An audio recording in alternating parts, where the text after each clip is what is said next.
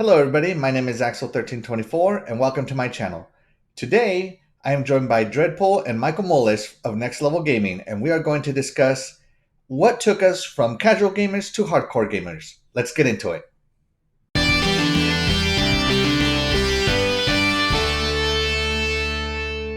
Alright, we have all done this. We all started innocently enough just playing video games for fun, but eventually we started playing them very seriously and taking our hobby to the next level. And when that happened, we transitioned from what we call a casual gamer to a hardcore gamer. And once you become a hardcore gamer, you know you're a gamer for life. Here is our simple Q&A answering the question, what made you a hardcore gamer? Enjoy. A casual gamer would have been pretty much most of my life before I realized that you could be a hardcore gamer, right? As a kid, we were playing Genesis games. The X-Men was really one of the best games I've played. We used to, go back and forth between Nintendo and Genesis, and we didn't care. You know what I mean? We just wanted to play, and then Mortal Kombat, with the blood and without the blood, But what really set in stone, back then I could have been a hardcore gamer because I was so busy paying attention, but I wouldn't consider myself one until I ended up getting Halo. I ended up getting the OG Xbox, the original Xbox, and playing Halo. And then from there, that's really what really legitimized the hardcore gamer.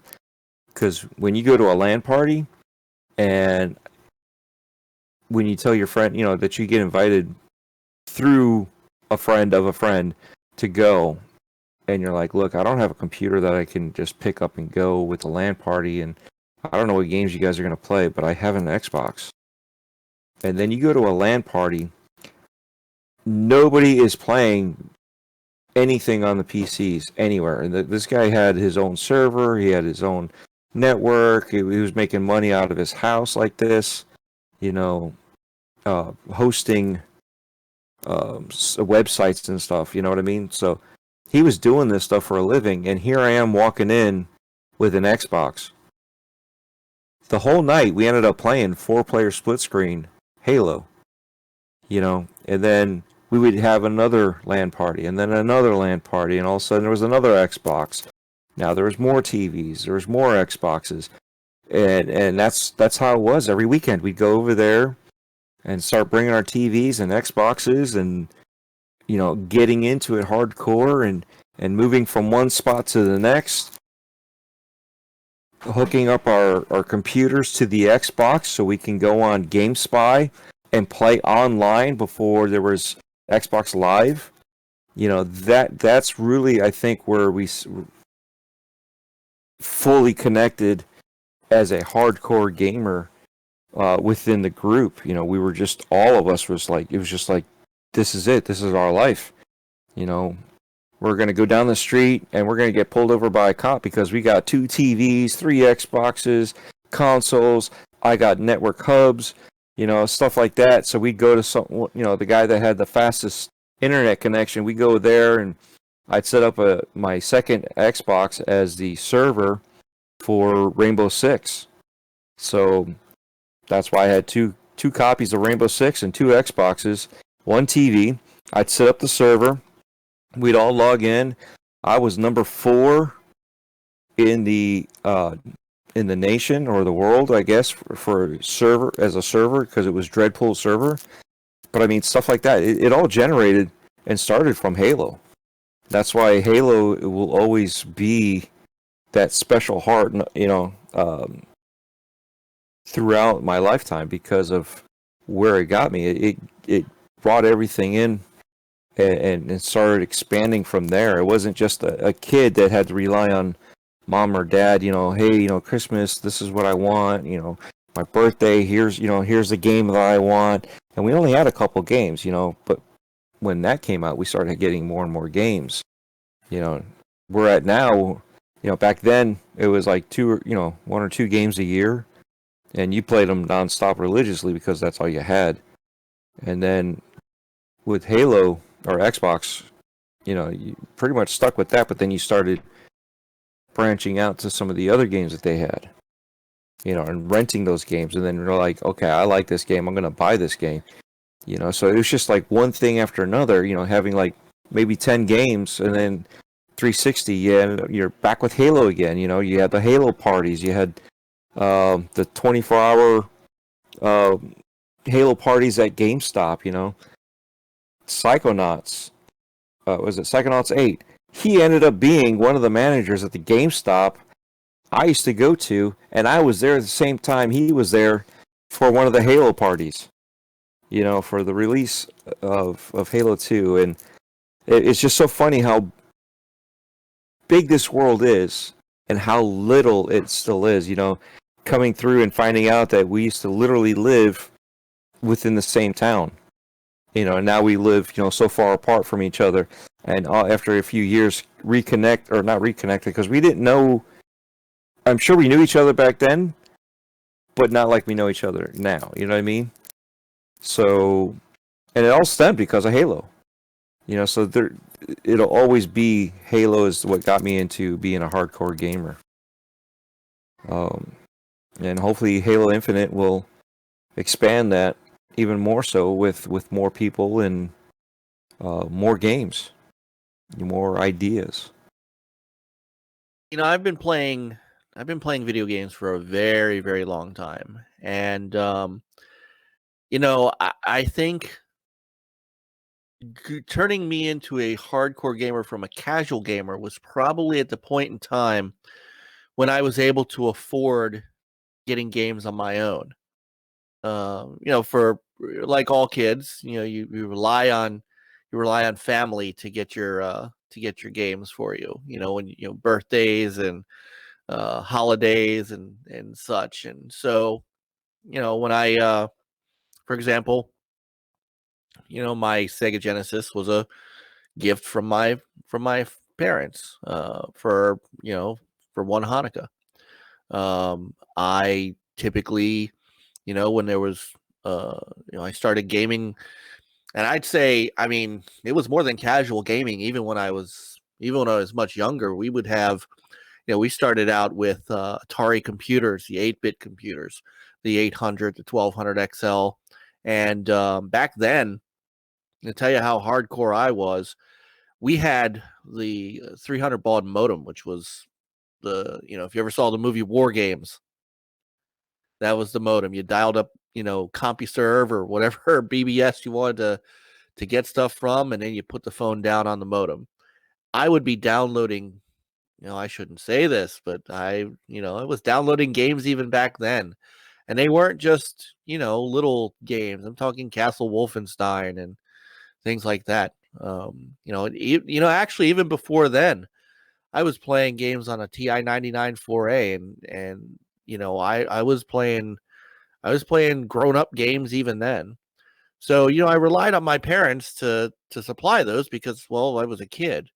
But it really turned for me when I started to work and I started to really be able to afford my own games.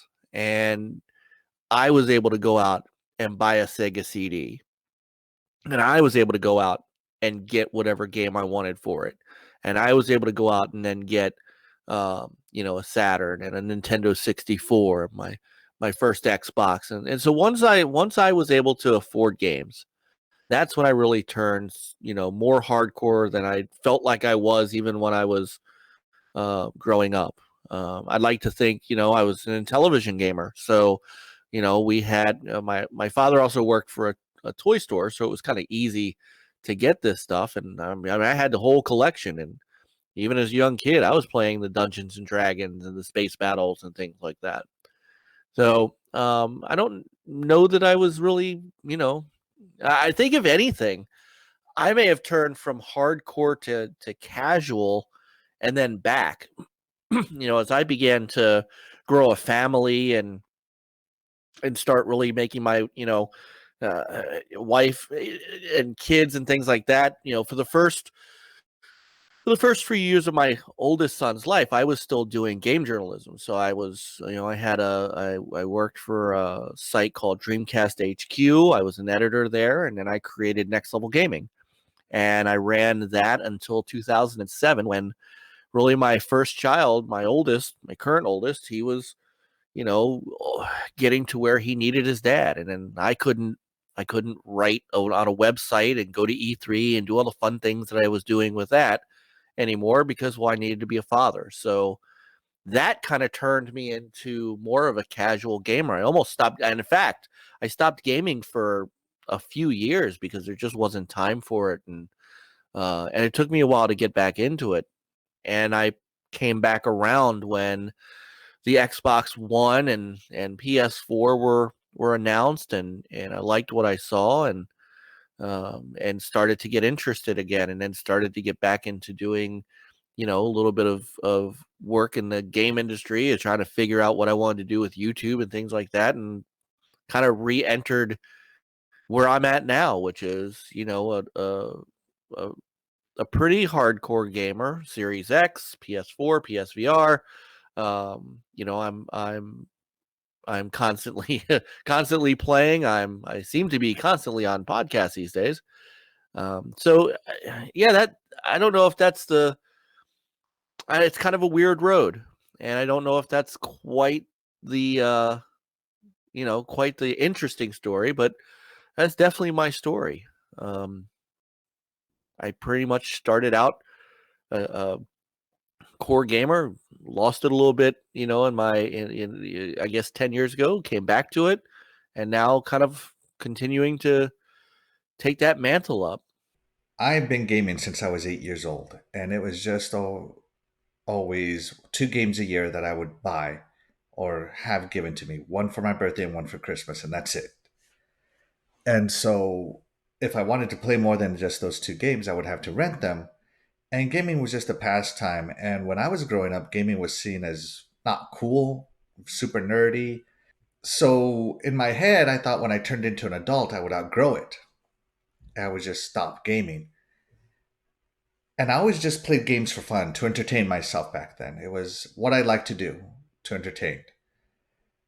And I graduated and I went into the army, and I was a super big Sega guy. And Sega got out of the console market. And at the time, in my foolishness, I blamed other companies for that instead of, blaming Sega for it. And then Microsoft, I read in a magazine, I think at the time it was EGM, Electronic Gaming Monthly.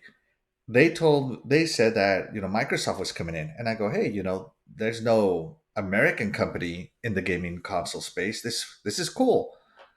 And they came out with the Xbox, and the Xbox is the first console I bought with my own money because I was an adult at this point. And I played Halo, and Halo changed me. It's insane. Like, I've played shooters, I played Doom. And Doom had the text on the screen for the story. I played Quake. Quake was the same. Um, Wolfenstein. It was always just fun, more fun to hack them on the computer than it was anything else. And the console ports sucked. But Halo was a full blown shooter made from the bottom up for the Xbox, and it played so well. And the story, I loved sci fi, and the story was amazing, and I was hooked. I mean, I was infatuated with Halo, the game. And the first one was super special because it had a lot of open world elements in the first few levels. And then the second level was a stealth element to it where you had to snipe people from far away without being detected. And I would reload the level over and over and over again just to try to get through the whole level without setting off any alarms. And the AI would fight each other. The different factions of the AI would fight each other, and I could choose to go in there and participate, or I could choose to let them kill each other and just run through them to the next objective. And it was something I never seen. And the story was incredible. And then you add in the multiplayer, the LAN parties. The four-player split screen was great, but after a while, everybody I knew had an Xbox with Halo. It was just how it went. It was the cool thing. It was the cool new thing on the gaming sphere. All my army buddies had it. All my friends in high school had it. So when I returned home, all we did was play LAN party. We would have 16-player Halos matches in Blood Gulch. And some of our favorite modes to play, there was this map, I forget what it's called, but it had a bunch of different levels with bridges going across it. I think it was 3 levels or 4 levels with bridges. And we would make that level rockets only. And it was just explosion after explosion. I don't even know how the game engine handled it with 16 people blowing each other up with rockets. It was amazing. It was so much fun. And I also joined in Halo tournaments because I was pretty good. By myself, I could probably at the time still win against 6 people of my friends. So I thought I was pretty good. And I entered a Halo tournament at GameStop. It was free. And in my local area, I took first place. So I was on to the bigger area. And in the bigger area, I took third place, which was fine. Only first place moved on. I think it was a regional match. And I lost. I took third place. And that's as far as I ever got. But I remember like Halo, I was so into it that I was never thinking about anything but Halo. I mean, Xbox had a lot of great games, but I always came back to Halo. And when Halo 2 launched on the Xbox and those graphics improvements, it was on a whole other level. Xbox Live came on. I called my cable company and I asked them if they had run a not a DSL line, but a cable line through my neighborhood and when they were going to do it. And the day they did it is the day I got cable internet just for Xbox Live. And I've never looked back. I've been on Xbox Live ever since, other than, some times when I wasn't on there because I was deployed. But otherwise it's been nonstop Xbox Live and Halo. I've played all the Halos, every single Halo. You name it, I have played it. The Spartan Assault, the Halo Fireteam Raven. I went to Dave and Buster's literally to play that one, and I finished it. And the all the DLCs, everything. Halo has just went from hey, I'm eventually gonna outgrow this. It's what happens. It's natural. To I am never outgrowing this. And now I am the most dedicated person in my family that I know to video games. And I love it. And I don't know what I would do without video games these days. I don't know what hobbies I would be into because, yeah, I have other interests in my life other than video games, but video gaming is my hobby. And I just wouldn't have it any other way. And it's all thanks to Halo. And I've played other phenomenal games ever since. But I remember waiting to grow up to just naturally lose interest in video games to buying an Xbox, getting Halo, and I guess I just never grew up from there. That's how I became a hardcore gamer. All right, everybody. I hope you enjoyed our insight into what turned us from just gamers into hardcore gamers. Once again, special thanks to my guests DREADPOOL and Mike Mullis. And if you have any questions you would like us to answer, be sure to leave them in the comments below. And we will catch you next time. Don't forget to like and subscribe, and I will catch you guys later.